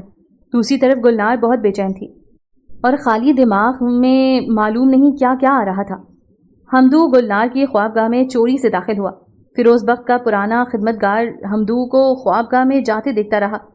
وہ حمدو کی جرت اور بے باکی پر حیران تھا۔ وہ گلنار کی خوابگاہ کے پاس ہی برآمدے میں اس طرح بیٹھ گیا کہ ایک ستون اسے آڑ میں لیے ہوئے تھا اور رات کی سیاہی اس کی پردہ پوشی کر رہی تھی۔ وہ یہ دیکھنا چاہتا تھا کہ حمدو اندر کتنی دیر رہتا ہے۔ گلنار حمدو کو دیکھتے ہی مسیری سے نیچے آ گئی اور مضطرانہ سوال کیا، حمدو تو آ گیا؟ میں تو تیرا ہی انتظار کر رہی تھی۔ حمدو نے جواب دیا، ہاں میں آ تو گیا ہوں، لیکن ڈر رہا ہوں کہ کہیں کسی نے آتے ہوئے دیکھ نہ لیا ہو۔ اگر کسی نے دیکھ لیا تو آپ کی بڑی بدنامی ہوگی اور میرا حویلی میں اعتبار اٹھ جائے گا۔ گلنار نے کہا، لیکن دن میں آزادی سے بات کرنا مشکل ہے، مجھے کسی پر اعتبار نہیں رہا، حویلی کی فضا مقدر ہو گئی ہے۔ حمدو نے جواب دیا، اس میں کیا شک، فیروز بخت کا خدمتگار سب سے زیادہ ناقابل اعتبار ہے، کیونکہ اس نے مجھ سے جس قسم کی باتیں کی ہیں، اگر میں ان کا تفصیل سے ذکر کروں تو آپ جوش غضب سے دیوانے ہو جائیں گی۔ گلنار نے ایک تپائی کی طرف اشارہ کرتے ہوئے کہا، حمدو اس پر بیٹھ کر باتیں کر، اور تجھے قسم ہے کہ مجھ سے کوئی بات چھپائے نہیں، سب کچھ صاف صاف بتا دے۔ حمدو بے تکلفی سے تپائی پر بیٹھ گیا۔ اس کے پاس ہی گلنار بھی بیٹھ گئی۔ دونوں پاس پاس اس طرح بیٹھے تھے کہ آقا اور غلام کا امتیاز باقی نہ رہا تھا۔ گلنار نے بڑی بے چینی سے کہا، ہاں تو اب بتا، وہ کون سی باتیں ہیں جو تو مجھ سے کرنا چاہتا تھا؟ حمدو نے جواب دیا، گلنار بی بی، میں آپ کو ایک مشورہ دینا چاہتا ہوں، وہ یہ کہ آپ فیروز بخت کے خلاف کوئی ایسا قدم نہ اٹھائیں جس سے بعد میں شرمندہ ہونا پڑے، کیونکہ فیروز بخت کبھی بے یار و مددگار تھا مگر اب نہیں ہے۔ اب اس حویلی میں اس کو کچھ ہو گیا تو یہ سمجھ لیجئے کہ قیامت اٹھ کھڑی ہوگی، بات بادشاہ تک پہنچ جائے گی۔ گلنار نے کہا، یہ بات تو میں خود بھی سمجھ چکی ہوں، لیکن حمدو میں یہ قطعی فیصلہ کر چکی ہوں کہ فیروز بخت ہم میں نہیں رہے گا، اور یہ یہاں رہ گیا تو میں اپنی ہار سمجھوں گی۔ حمدو نے جواب دیا، بی بی آپ فیروز بخت سے خوشگوار تعلقات رکھیں، اس سے اچھا سلوک کریں تاکہ وہ آپ کو اپنا ہمدرد اور بہی خواہ سمجھنے لگے، کیونکہ میں نے تجربے سے ایک بات سیکھی ہے، آپ اپنے دشمن کو علل اعلان نفرت سے زیر نہیں کر سکتی، ہاں اس سے محبت آمیز سلوک کر کے اگر آپ اس کو غافل کر دیں گی تو اس کا بآسانی قلع قمع کر سکتی ہیں۔ گلنار نے بے چینی سے ٹہلنا شروع کر دیا، بالکل بھوکی شیرنی کی طرح توقمانہ بولی، حمدو میں کچھ نہیں جانتی، اب میں اس جھگڑے کو ختم کر دینا چاہتی ہوں، میں اس بدبخت کا قصہ پاک کر دینا چاہتی ہوں، اگر اس سلسلے میں تو میری مدد کر سکتا ہے تو کر، ورنہ میں کسی اور کا انتظام کرتی ہوں۔ حمدو نے کچھ پسو پیش سے کہا، میں آپ کا یہ کام کر سکتا ہوں، لیکن یہ کام اتنا آسان نہیں ہے جتنا آپ سمجھ بیٹھی ہیں، اور آپ کو یہ بات بھی ذہن نشین رکھنا چاہیے کہ اگر آپ نے اس راز میں کسی اور کو شریک کیا تو چند پریشانیاں اور مول لیں گی۔ گلنار نے جواب دیا، میں کچھ نہیں جانتی، میں اس لڑکے سے زیادہ دنوں تک مفاہمت نہیں کر سکتی۔ حمدو نے کہا، لیکن آپ کو اپنی مرضی کے خلاف یہ سب کرنا تو پڑے گا ہی، ویسے یہ کام میں انجام دے سکتا ہوں مگر اس کے لیے آپ کو بھی کچھ کرنا پڑے گا۔ گلنار نے تڑپ کر جواب دیا، تو کچھ نہ کچھ کی بات کر رہا ہے، میں یہ کہہ رہی ہوں کہ میں اپنے مقصد کو پورا کرنے کی خاطر سب کچھ کر گزرنے کے لیے تیار ہوں۔ حمدو نے ادھر ادھر دیکھ کر گلنار کی طرف دیکھا اور اپنی نظریں جھکا لیں، آہستہ سے پوچھا، پھر میں عرض کروں؟ گلنار نے تیزی سے کہا، کہنا کیا سوچتا ہے؟ حمدو نے کہا یہ کام جو آپ مجھ سے لینا چاہتی ہیں بڑا خطرناک ہے اور میں نے تو ابھی دنیا کا مزہ بھی نہیں اٹھایا۔ کیا مطلب ہے تیرا؟ گلنار اس کے قریب آ کھڑی ہوئی۔ تو کہنا کیا چاہتا ہے؟ صاف صاف کہہ۔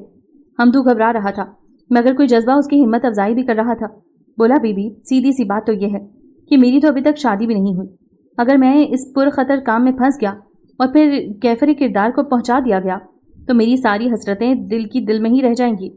پھر مطلب بیان کر۔ میں مضبوطی چاہتا ہوں، تحفظ کا خواہش مند ہوں۔ گلنار نے کہا تو منصوبہ بنا، دولت میں خرچ کروں گی۔ حمدو نے رک رک کر کہا دولت پر مجھے اعتبار نہیں ہے، میں آپ کے دل میں وہ جذبہ ٹٹول رہا ہوں جو کسی برے وقت میں میری حفاظت کر سکتا ہے، جس پر میں اعتماد کر سکتا ہوں۔ گلنار نے درست سچ میں کہا تو صاف صاف بات کیوں نہیں کرتا؟ آخر تو کہنا کیا چاہتا ہے؟ حمدو نے بڑی بے حیائی سے کہا بی بی میں آپ کی محبت چاہتا ہوں، میری ابھی تک شادی نہیں ہوئی اور آپ بیوہ ہو چکی ہیں، مجھے عورت کی ضرورت ہے اور آپ کو ایک مرد کی۔ گلنار نے حمدو کے گال پر ایک تھپڑ رسید کر دیا۔ تو کیا کہہ رہا ہے؟ کچھ سمجھ بھی رہا ہے؟ حمدو نے گال سہلاتے ہوئے منہ بنا کر کہا میں جو کچھ کہہ رہا ہوں خوب سوچ سمجھ کر کہہ رہا ہوں اور میری آپ سے درخواست ہے کہ میں نے جو کچھ کہا اس کو سمجھنے کی کوشش کیجیے۔ گلنار نے جواب دیا میں فیروز بخت کو اس لیے دفان کرنا چاہتی ہوں کہ وہ میرے خاندان کا نہیں، تو اس حویلی کا ملازم ہے اور خدا کی شان کہ تو اتنی بڑی بات سوچ رہا ہے، میں تجھے بھی قتل کروا دوں گی۔ تو نے بہت بڑی گستاخی کی ہے، تو اسی وقت نکل جا میری خوابگاہ سے ورنہ میں تجھے۔ حمدو نے بات کاٹ دی۔ بولا میں خوابگاہ سے نہیں نکلوں گا کیونکہ میں یہاں خود سے نہیں آیا ہوں، آپ نے مجھے بلایا تھا، میں اسی لیے یہاں آ گیا۔ آپ معاملے کی نزاکت پر غور کیجیے، اگر اس وقت ہم دونوں نے شور و غل کیا تو رسوائی کس کی ہوگی، یہ بھی تو سوچیے۔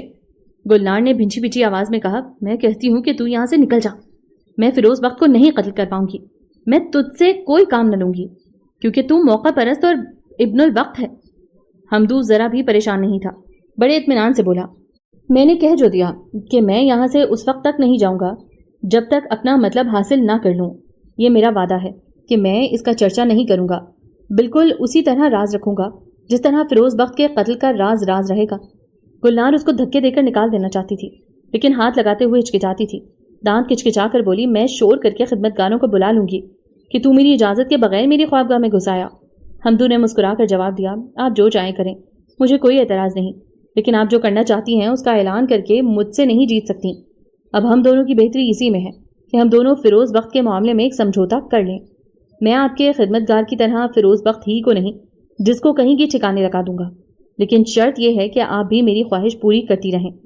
گلنار کھسیا رہی تھی، بولی تو بڑی جرأت کر رہا ہے، اگر یہ بات مشہور ہو گئی اور بھائی داؤد کو بھی اس کا علم ہو گیا تو تجھے کچھ پتا ہے کہ اس کا انجام کیا ہوگا؟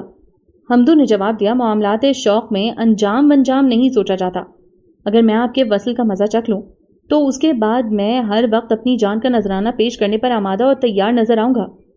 میں پھر یہی کہوں گی کہ تو اپنی حد سے بڑھ رہا ہے، ذرا ہوش میں آ۔ حمدو نے جواب دیا پہلے تو میں ہوش میں تھا لیکن جب سے اس خوابگاہ میں آیا ہوں اپنے ہوش و حواس گنوا چکا ہوں۔ گلنار نے اپنا سر پکڑ لیا، میں کس مصیبت میں پھنس گئی تجھ کو اعتبار میں لے کے؟ حمدو نے جواب دیا گلنار بی بی افسوس کرنے کی کوئی بات نہیں، آگے بڑھیے اور معاملہ پکا کر لیجیے۔ لیکن اسی وقت فیروز بخت کے خدمتگار نے دروازے پر دستک دی اور پھر تواتر سے دستک دیتا رہا۔ وہ سرگوشی میں کہہ رہا تھا گلنار دروازہ کھولیے، مالک واپس آ گئے۔ اس آواز اور آواز کے مفہوم نے گلنار سے زیادہ حمدو کو پریشان کر دیا۔ تیزی سے دروازہ کھلا اور حمدو رات کی تاریکی سے فائدہ اٹھا کر ایک طرف فرار ہو گیا۔ حمدو اتنی تیزی سے بھاگا تھا کہ اس کو یقین تھا کہ خدمتگار اس کو نہیں پہچان سکا ہوگا۔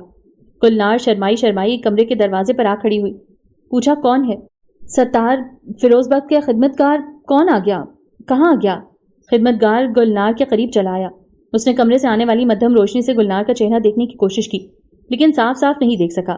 خدمتگار کو ایک موقع ہاتھ آ گیا تھا، پوچھا گلنار بی بی یہ حمدو آپ کی خوابگاہ میں کیوں آیا تھا؟ گلنار نے انکار کر دیا، میری خوابگاہ میں حمدو آیا تھا؟ یہ کس نے کہہ دیا تجھ سے؟ خدمتگار نے جواب دیا گلنار بی بی مکریہ نہیں، میں نے اس کو داخل ہوتے بھی دیکھا تھا اور چوروں کی طرح فرار ہوتے ہوئے بھی دیکھا تھا۔ گلنار بہت چڑچڑی ہو رہی تھی، پوچھا بھائی داؤد کہاں ہے؟ خدمتگار نے جواب دیا مالک تو نہیں آئے لیکن میں نے حمدو کی واپسی کا بڑا انتظام کیا، جب وہ آپ کی خوابگاہ سے دیر تک نہیں نکلا تو میں نے اس کو بھگانے کے لیے یہ طریقہ اختیار کیا تھا۔ گلنار ایک دم چراغ پا ہو گئی، چیختی ہوئی بولی کیا قیامت ہے، بھائی داؤد کیا گئے کہ خدمتگار تک شیر ہو گئے؟ وہ چیخ کر رونے لگی۔ خدمتگار گھبرا گیا، پہلے تو اس کے جی میں آئی کہ بھاگ کھڑا ہو، لیکن بھاگنے سے پہلے ہی دوسرے خدمتگار بھی وہیں پہنچنے لگے اور خدمتگار کو بھاگنے کا موقع ہی نہ ملا۔ ان میں حمدو سب سے آگے تھا۔ کسی خدمتگار نے پوچھا بات کیا ہے؟ گلنار نے فیروز بخت کے خدمتگار کی طرف اشارہ کرتے ہوئے جواب دیا، خدا کے لیے اس مردود سے میرا پیچھا چھڑا، یہ رات کے سناٹے میں میری خوابگاہ میں گھسنے کی کوشش کر رہا تھا، اب میں اسے ایک پل بھی حویلی میں رہنے نہیں دوں گی۔ خدمتگار فیروز بخت کے خدمتگار پر جھپٹے، ان جھپٹنے والوں میں حمدو بھی تھا۔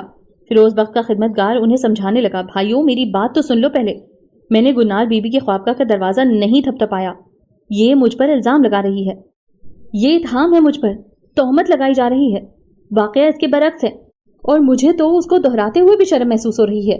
حمدو نے آگے بڑھ کر خدمتگار کو پکڑ لیا اور دوسرے خدمتگاروں نے کہا، بھائیوں یہ حویلی کی عزت کا معاملہ ہے، گلنار بی بی نے جو کہا ہے کیا اس سے ہمیں غیرت نہیں آئی؟ یہ تو بڑے شرم کی بات ہے۔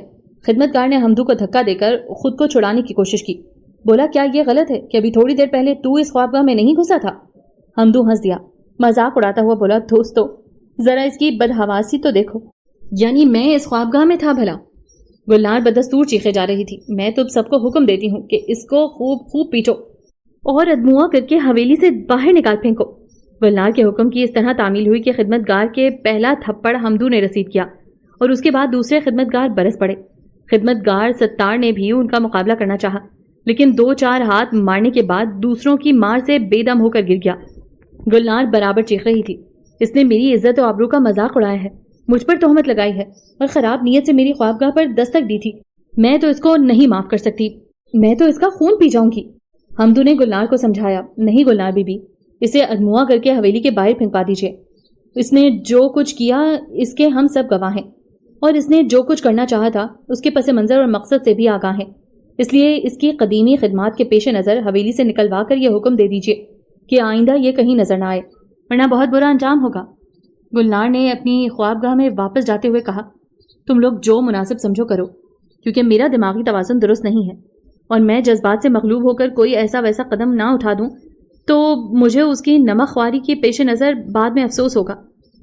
خدمتگار ستار اتنا پٹ چکا تھا کہ مزاحمت کی طاقت ہی نہ رہی تھی۔ شور و غل سن کر فیروز بخت بھی وہاں پہنچ گیا اور اس نے اپنے خدمتگار کو ادمرہ جو دیکھا تو بے چین ہو گیا، بے اختیار اس پر جھک گیا اور بڑے کرب سے پوچھا، تم لوگ اس کو کیوں مار رہے ہو؟ اس کا گناہ کیا ہے؟ حمدو نے فیروز بخت کو آغوش میں سمیٹ کر ایک طرف کر دیا، بولا، چھوٹے مالک آپ نہ پڑیے اس معاملے میں، اس نے ایک ایسا گناہ کیا ہے کہ اگر مالک یہاں ہوتا تو قتل کر دیتا۔ فیروز بخت نے جواب دیا، لیکن یہ تو بہت شریف انسان ہے۔ اس وقت خوابگاہ کا دروازہ کھلا اور اندر سے گلنار نکلی، فیروز بخت کا ہاتھ پکڑ کر اندر لے گئی اور دروازہ دوبارہ بند کر لیا۔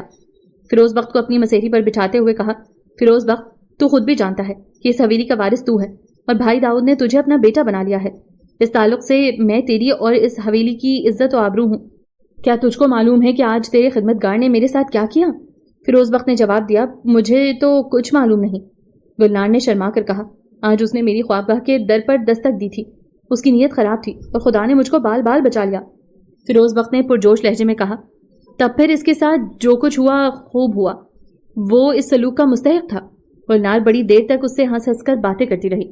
فیروز بخت اب خود کو حویلی کا اہم ترین فرد سمجھنے لگا تھا اور جب گلنار نے اسے درخواست کی کہ وہ اس رات اس کی خوابگاہ میں رہ جائے تو اس کو اپنے لیے بڑی عزت اور فخر کی بات سمجھ کر وہ رک گیا۔ کافی رات گئے، گلنار کی خوابگاہ پر پھر دستک ہوئی۔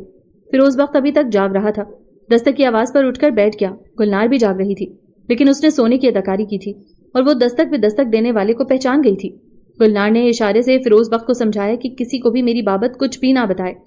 فیروز بخت نے دروازے سے کان لگا کر دریافت کیا، کون ہے اور آپ اتنی رات گئے کس سے ملنے آئے ہیں؟ باہر سے حمدو نے جواب دیا، جناب میں حمدو بول رہا ہوں، دروازہ کھولیے، میں چند باتیں کر کے واپس چلا جاؤں گا۔ گلنار نے اشارے سے فیروز بخت کو سمجھایا کہ وہ حمدو سے پوچھے وہ مجھ سے کس قسم کی باتیں کرنا چاہتا ہے، اور یہ کہ اس وقت خوابگاہ میں نہیں ہوں میں۔ جب فیروز بخت نے حمدو سے یہ سب کچھ کہا تو وہ برا مان گیا، بولا، فیروز بخت تم میرے ساتھ اچھا سلوک نہیں کر رہے، حالانکہ میں نے تو ایک دن اور ایک بار بھی تم سے کوئی کام نہیں لیا اور نہ آئندہ کوئی کام لینے کا ارادہ ہے، اور میں نے تمہارا خیال ہی رکھا۔ فیروز بخت نے جواب دیا، اس وقت خوابگاہ میں گلنار بی بی تشریف نہیں رکھتی، جب آئیں گی تو تمہارا پیغام انہیں پہنچا دوں گا۔ حمدو نے کہا، ان سے کہہ دینا کہ میں نے خدمتگار کی اتنی پٹائی کرا دی کہ وہ ہفتوں اپنے پیروں سے نہیں چل سکتا۔ حمدو تو یہ کہہ کر چلا گیا، مگر گلنار کو چین نہیں ملا۔ فیروز بخت سے کہا، فیروز بخت میں تجھ کو اپنے قریب ہی رکھوں گی اور راتوں کو اس خوابگاہ میں سلاؤں گی تاکہ مجھے ڈر نہ لگے۔ فیروز بخت کو رہ رہ کر اپنے خدمت گار کی رقیق حرکت پر غصہ آ رہا تھا، لیکن وہ کر بھی کیا سکتا تھا؟ خاموش رہا اور یہ فیصلہ کر لیا کہ آئندہ وہ اپنے خدمت گار کی حمایت نہیں کرے گا اور گلنار کے دامن میں پناہ لے گا۔ صبح حالات معمول پر تھے۔ خدمت گار کی پٹائی پر وہ وقتی طور پر خوش ہو گئی تھی، کیونکہ اس وقت حمدو کی خوابگاہ میں موجودگی کے راز پر پردہ ڈالنا مقصود تھا۔ لیکن سب کچھ ہو چکنے کے بعد جب اس نے یکسوئی سے سوچا تو اس کو حمدو سے خوف محسوس ہونے لگا۔ حمدو کی جسارتیں ایک دم ظاہر ہوئی تھیں۔ اب اس کے سامنے کئی مسئلے تھے۔ ایک مسئلے نے کئی مسئلوں کو جنم دے دیا تھا۔ پہلے فیروز بخت مسئلہ بن گیا تھا، اور اس مسئلے پر قابو پانے کے لیے جب اس نے دوسروں کا تعاون حاصل کرنا چاہا، کوئی انتہائی قدم اٹھانا چاہا، تو چند نئے مسئلے اٹھ کھڑے ہوئے اور اصل مسئلہ تو پس منظر میں چلا گیا اور حمدو ایک نیا مسئلہ بن کر سامنے آ گیا۔ اب اس پر قابو پانے کے لیے دماغ سوزی کرنا پڑ رہی تھی۔ پہروں کے غور و فکر کے بعد وہ اس نتیجے پر پہنچی کہ فی الحال فیروز بخت سے الجھنا یا اس مسئلے میں سر کھپانا اچھی بات نہیں ہے۔ پہلے حمدو کا بندوبست کیا جائے۔ گلنار نے خیالوں ہی خیالوں میں تمام خدمت گاروں کا جائزہ لیا تو ان میں سے سب سے زیادہ وفادار اور سچا فیروز بخت کا خدمت گار ستار ہی نظر آیا۔ اس نے اس کو حویلی میں دوبارہ بلوانے کا فیصلہ کر لیا۔ دن کی روشنی میں حمدو فیروز بخت کے پاس آیا اور مطلع کیا کہ آپ کا تعلیق آیا ہے۔ اس نے گلنار سے بھی نظریں ملانا چاہیں، لیکن گلنار نظریں چرا گئی اور کہا فیروز بخت کے ساتھ میں بھی چلوں گی۔ حمدو نے کہا آپ وہاں کیوں جائیں؟ فیروز بخت کی خدمت پر تو مجھے متعین کیا گیا ہے، میں جاؤں گا، آپ یہیں رہیں۔ گلنار نے برا بنا کر سختی سے کہا فیروز بخت کی خدمت پر ستار کو متعین کیا گیا تھا، اس کو ہٹا کر میں نے تجھ کو متعین کر دیا، اب میں ہی تجھ کو ہٹا بھی سکتی ہوں، اور دوسری بات یہ کہ تو میری مرضی اور میرے فیصلوں پر رائے زنی کرنے والا کون ہے؟ حمدو نے نرمی سے کہا آپ مالک ہیں، جسے جو چاہیں حکم دیں۔ گلنار نے حکم دیا ستار کہاں ہے؟ اس کو بلا لا۔ حمدو نے پوچھا ستار کو؟ اس ستار کو جو رات آپ کی خوابگاہ میں داخل ہونے کی کوشش کر رہا تھا؟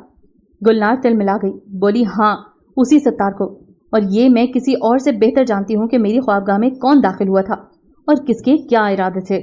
حمدو نے جواب دیا اچھا، تو کسی اور نے بھی آپ کی خوابگاہ میں داخل ہونے کی کوشش کی تھی اور کوئی داخل ہو بھی گیا تھا؟ گلنار کا اشتعال بڑھتا جا رہا تھا۔ بولی حمدو میں حکم دے رہی ہوں، اس کی تعمیل کر، ورنہ میں تیرے خلاف بھی کوئی سخت قدم اٹھا سکتی ہوں۔ حمدو چلا گیا۔ فیروز بخت سے پوچھا کیا آپ بھی میرے استاد محترم کے پاس چل رہی ہیں؟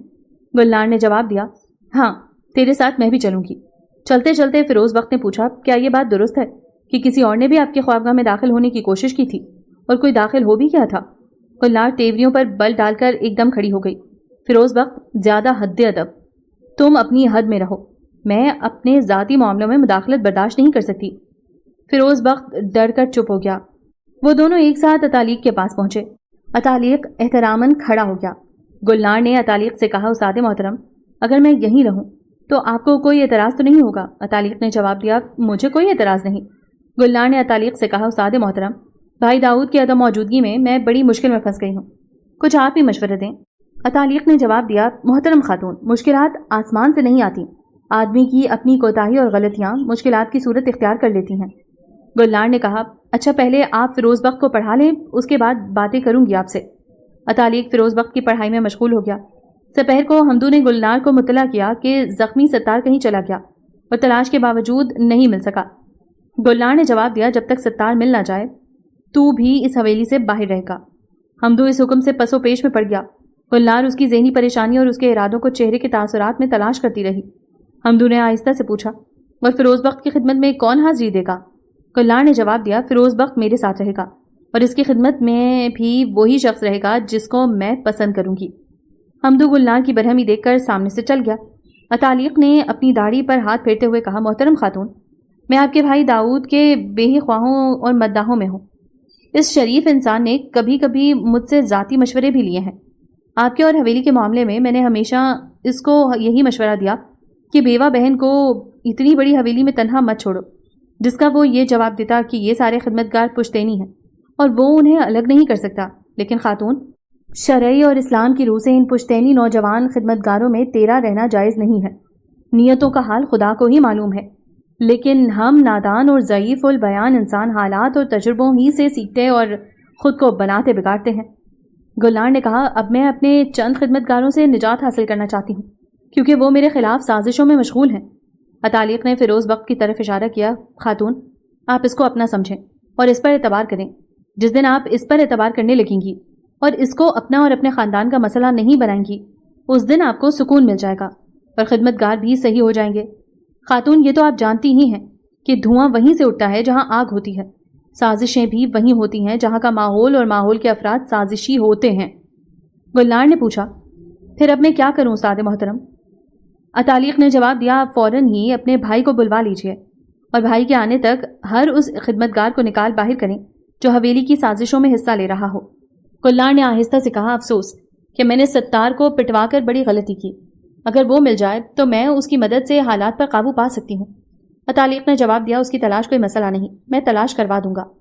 گلنار نے پوچھا، میں بھائی داؤد کو کس طرح بلواؤں؟ عطالیق نے جواب دیا، داؤد کو بھی میں ہی بلواؤں گا، کیونکہ تجار کے اندرونی ملک آمد و رفت تو جاری ہی رہتی ہے، کسی نہ کسی سے آپ کا پیغام داؤد تک پہنچا دیا جائے گا۔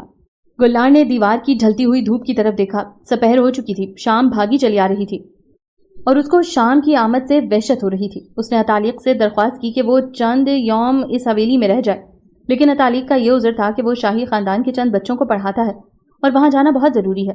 اگر وہاں جانا ضروری نہ ہوتا تو وہ اس حویلی میں رہ بھی سکتا تھا۔ عطالیق چلا گیا اور گلنار فیروز بخت کو اپنے ساتھ لے کر کمرے میں چلی گئی۔ درماندہ عشق کی یہ دلچسپ داستان ابھی جاری ہے، مگر آج کے لیے بس اتنا ہی۔ وقتی طور پر تو گلنار کی عزت بچ گئی، مگر وہ جان چکی تھی کہ حمدو اب کسی بھی حد تک جا سکتا ہے۔ آخر وہ اس بلا سے اپنی جان کیسے چھڑائے گی؟ کیا داؤد کرمانی کی غیر موجودگی میں حمدو اپنے ناپاک ارادوں میں کامیاب ہو جائے گا؟ اور فیروز بخت کی قسمت اب کون سا نیا موڑ لینے والی ہے؟ آج کے لیے بس اتنا ہی۔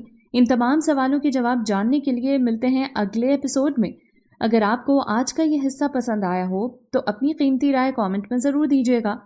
اس ناول کے تمام ایپیسوڈ کے لنکس ویڈیو کی ڈسکرپشن میں موجود ہیں۔ انشاءاللہ اگلے ایپیسوڈ کے ساتھ دوبارہ حاضر ہوں گے۔ تب تک کے لیے مجھے اجازت دیجیے۔ اللہ حافظ۔